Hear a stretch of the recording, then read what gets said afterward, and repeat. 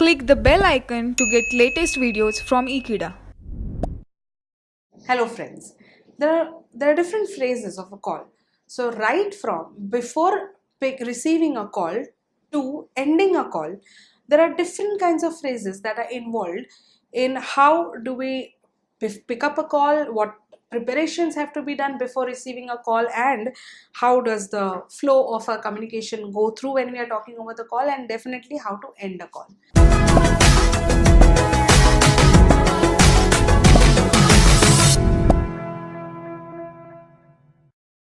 There are complete steps or a particular etiquettes that we have to follow at every given point of a time whenever we are talking on the call. So friends, let's focus on before a call.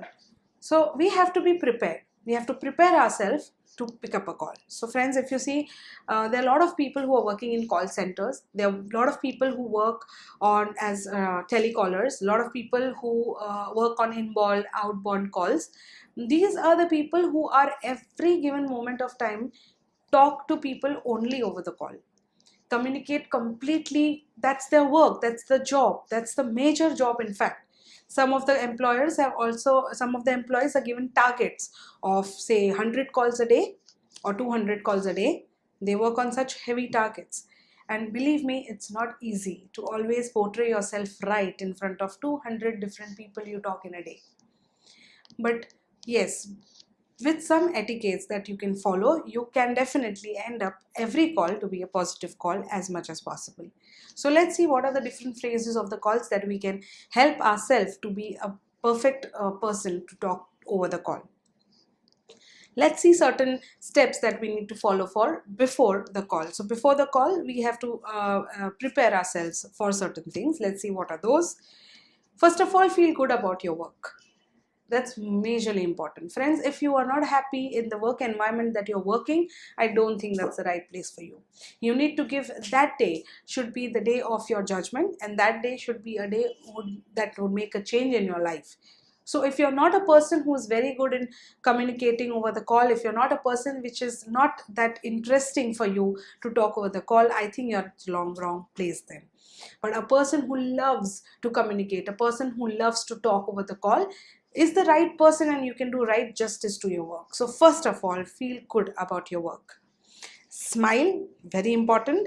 Have a completely positive attitude. I'm sure that there are a lot of emotional breakdowns that we face at least once in a year. But then it's not, at times it's unfortunate that not all the places can we show our emotional breakdowns. So friends, it's very important to always begin a call with a very positive attitude. So have a very positive attitude. Make sure that the receiver is placed correctly.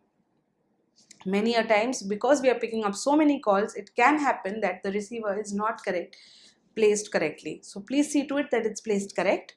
Ensure that there is no noise at the background. So a crowded street, or too much of traffic on the road, or a place which is very close to the airport especially, needs to be taken care of. Not too much sound around us whenever we are talking on the call.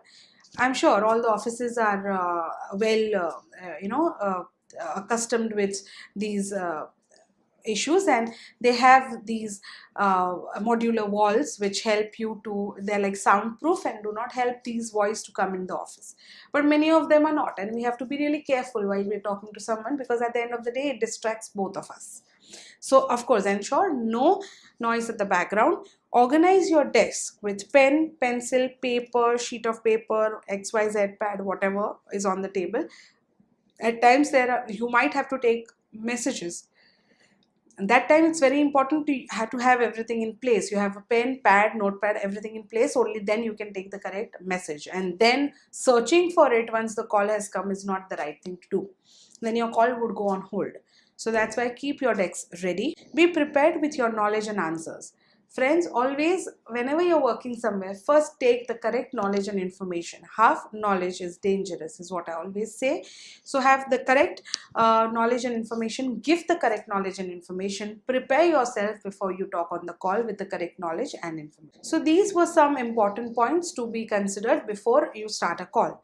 Now, call opening. So why now this is the phase when you're already taken a call, already received a call, and how would you open a call?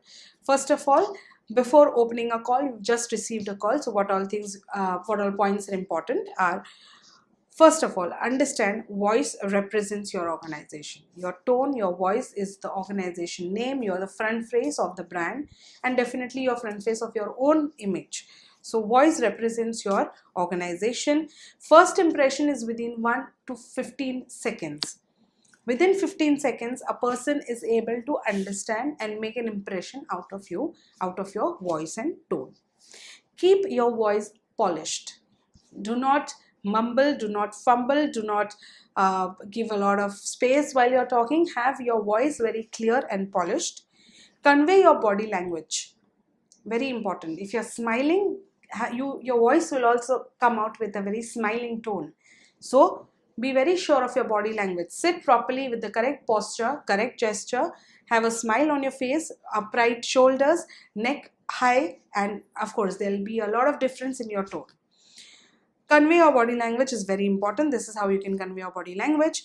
Good voice is clear, articulate, courteous, and charming. Always remember, you have to sound very articulate, very charming, very clear, and very courteous and polite.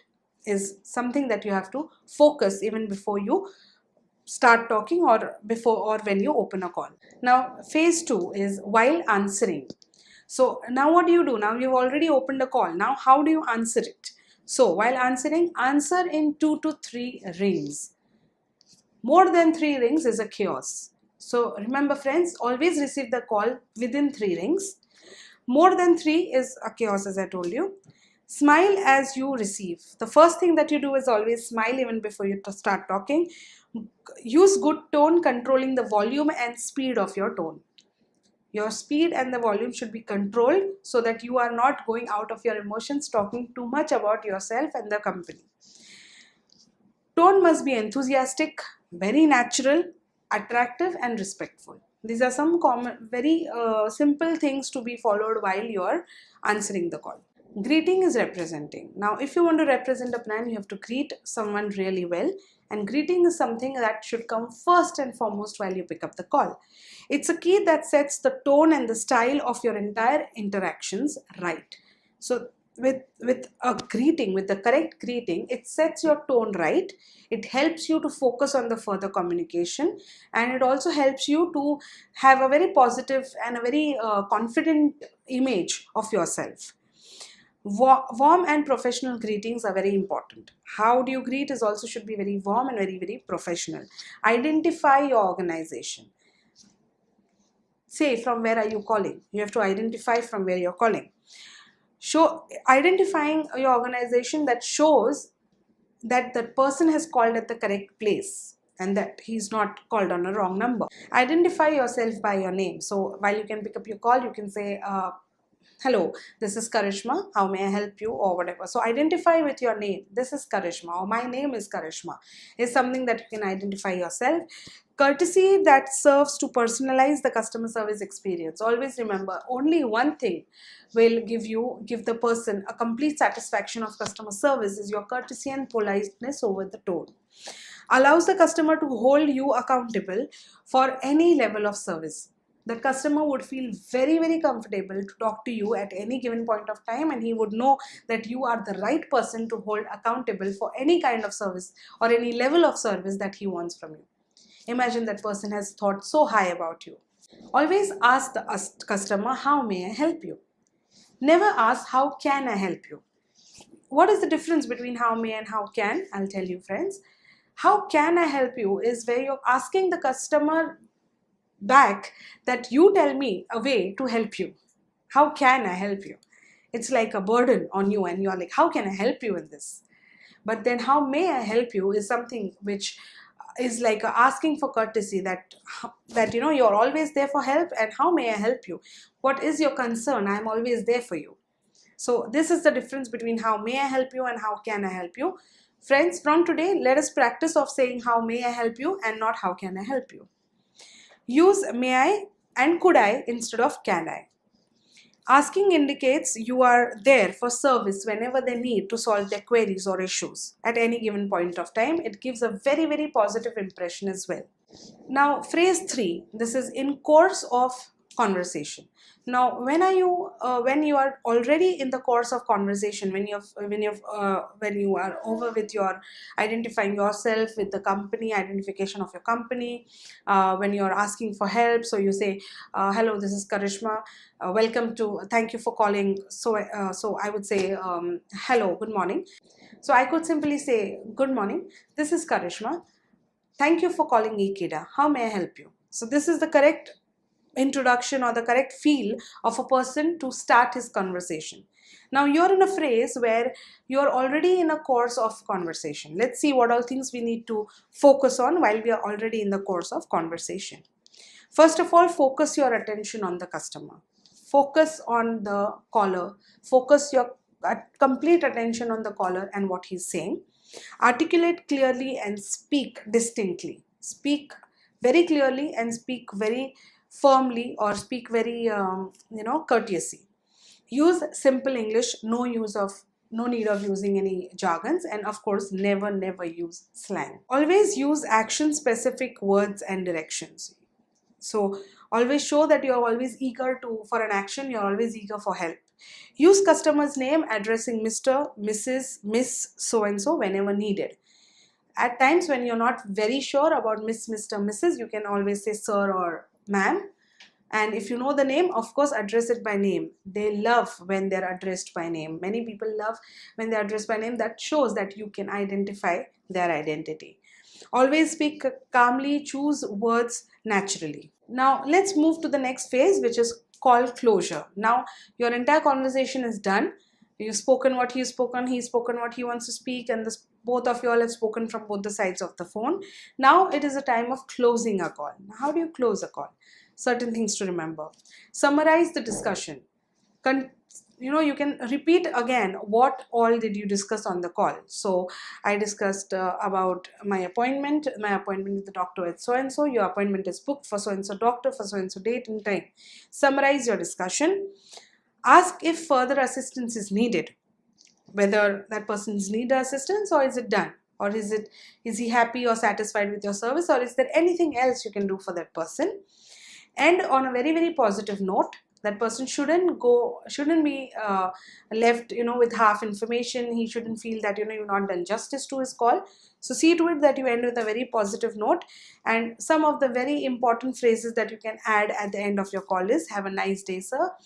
Thank you for calling so and so. Looking forward to see you soon if there is an appointment. Looking forward to hear from you soon if he has to get back to you, XYZ. So have a wonderful day." So these are some of the very common positive ending phrases that you can add for your closing your call. Have a very pleasant tone, be courteous, don't sound rushed, don't let the person feel that you are in a rush to keep the phone down. Pause at appropriate places wherever needed. Make sure that no queries or messages are left. Everything has to be answered. No query or no messages are left. That's why I asked, is there anything else that I can do for you? Goodbye, thank you for calling, these kind of phrases. If customer has taken an appointment, you can also say, "Looking forward to see you soon," is what I said some time back. Make sure that caller drops the receiver first. You do not be in a hurry to keep the phone down first. Let the caller who's calling you keep the phone down first. And then only you first check whether the phone is disconnected, and then you can keep your receiver down. So friends, these were some very important phrases of calls that had to be followed right from preparing before a call to answering a call to the call opening to how the conversation should go, how you should close a call closures, all of this. So I'm sure now you have a pretty fair idea of how to receive a call and how to close a call. Thank you so much for watching this video. Please stay tuned to Ekeeda and subscribe to our channel. There is also a bell icon. If you like the video, you can also press the bell icon. Thank you so much.